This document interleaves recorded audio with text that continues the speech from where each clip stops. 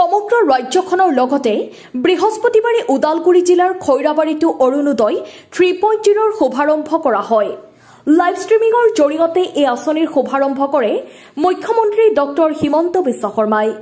খৈৰাবাৰীৰ মহিৰংগ ফাউথিনাচালিত অনুষ্ঠিত এই অনুষ্ঠানত মুখ্য অতিথিৰূপে ভাগ লৈ বিধানসভাৰ অধ্যক্ষ বিশ্বজিৎ দৈমাৰীয়ে আঁচনি সন্দৰ্ভত ব্যাখ্যা আগবঢ়ায়। গাম্ভীৰ্যপূৰ্ণ এই অনুষ্ঠানত বিটিচিৰ কাৰ্যবাহী সদস্য দাওবৈচা বড়ো, পৰিষদীয় সদস্য ভৱেন্দ্ৰ বড়ো, বিজেপি নেতা জৌশ্ৰাং বড়ো, মহকুমাধিপতি ৰিংখাং মোছাহাৰী সমন্বিতে চৰকাৰী বিষয়াসকলো উপস্থিত থাকে। ইপিনে একেদিনাই ওদালগুৰি জিলাৰ মাজবাট কলাইগাঁও আৰু ওদালগুৰিতো এই আঁচনিৰ শুভাৰম্ভ কৰা হয়। খৈৰাবাৰীৰ পৰা ধীৰেন মহলীয়াৰ ৰিপৰ্ট, অৰুণোদয় অসম। অসমৰ মানে ৰাইজৰ কাৰণে খুবেই ভাল এটা দিন, কাৰণ আজি মুখ্যমন্ত্ৰী ডাঙৰীয়াই অসমৰ অৰুণোদয়ৰ নতুন যিটো আঁচনি ফেজ 3 সেইটো আজি উদ্বোধন কৰিলে আৰু সেইটোৰ দ্বাৰা প্ৰায় 20 লাখ মানুহক আৰু নতুনকৈ সংযোজন কৰা হ'ব।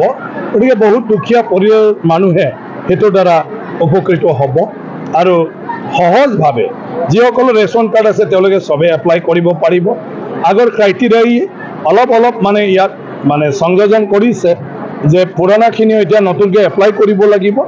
গতিকে তেওঁলোকৰ ক'ৰবাত যদি বিসংগতি থাকে তেতিয়া তাত ঠিক কৰি ল'ব লাগিব, আৰু যিসকল মানুহ নাই এতিয়া তেওঁলোকৰ একাউণ্টত আৰু অৰুণোদয়ৰ পইচা নাযাব। গতিকে অৰুণোদয় 3 নতুন পুৰাণ চব মিলি পেলাই এবাৰ এটা তালিকা প্ৰিপেয়াৰ হ'ব আৰু নতুন সমষ্টি হিচাপে এতিয়া সেই ডাটাটো মানে প্ৰিপেয়াৰ হ'ব। এতিয়া ভেৰগাঁও সমষ্টি নাছিলে, আগতে পানেৰী আৰু কালাইগাঁও আছিলে, কিন্তু এতিয়া ভেৰগাঁও আৰু টংলা সমষ্টি হোৱা হেতুকে এতিয়া সমষ্টি ৱাইজ ইয়াৰ তালিকাটো প্ৰিপেয়াৰ হ'ব আৰু সেইমতে কটাটো পাব। এতিয়া আমাৰ ওদালগুৰিত 55,000 আমি পাইছোঁ এডিশ্যনেল, গতিকে 4টা সমষ্টি, গতিকে কমেও 10-12 হাজাৰকৈ কম বেছি পৰিমাণৰ যদিও আছে, তথাপি 10-12 হাজাৰকৈ এটা সমষ্টিত নতুনকৈ আমি পাই যাওঁ আৰু এটা সমষ্টিত আমাৰ 30-35 হাজাৰতকৈ বেছি বেনিফিচাৰী হৈ যাব। গতিকে এইখিনি হৈ গ'লে যিখিনি বাকী থাকি গৈছে এইটো আপোনাৰ 10-12 হাজাৰ পৰিয়াল, এইটো বহুত ডাঙৰ কথা। 10-12 হাজাৰ পৰিয়াল